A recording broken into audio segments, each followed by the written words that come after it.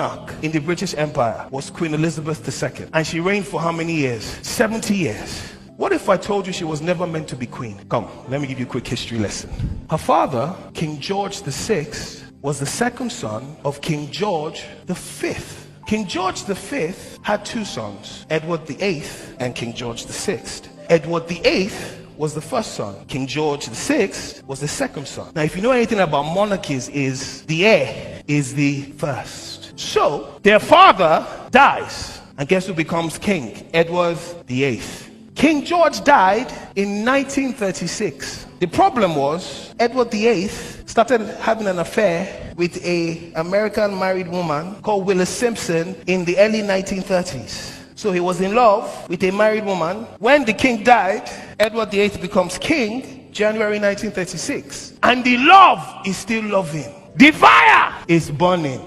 And because he's king in January, everybody's like, hold up, king, you know, this love cannot happen. She gets divorced in October 1936, and he's determined that he will marry her. The monarchy says no. Establishment says no. You are the king of England. They say no. Everybody's saying no. But the king is saying yes. You cannot marry this woman. So he says, okay. On December 10th, he says, to be with the love of my life, I abdicate my throne. Fear woman. The man that was born, groomed to be king his whole life, sat on the throne. But because of woman, he says, I abdicate my throne. I give it all up for you, baby. Hey. No matter how strong you are, you're not strong past woman, or forget.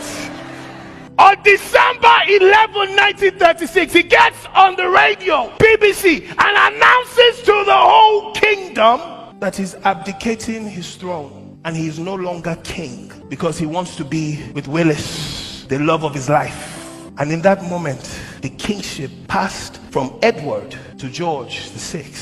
And because of that one action, his lineage completely changed. One action. And so King George VI, who was never going to see the throne, becomes king.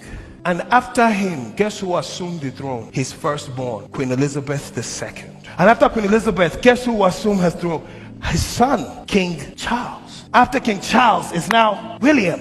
It all changed. One action. Don't tell me that your actions cannot impact generations. You need to understand that your obedience can have a lasting impact on your generation. It's not about how you feel. It's about what is at stake.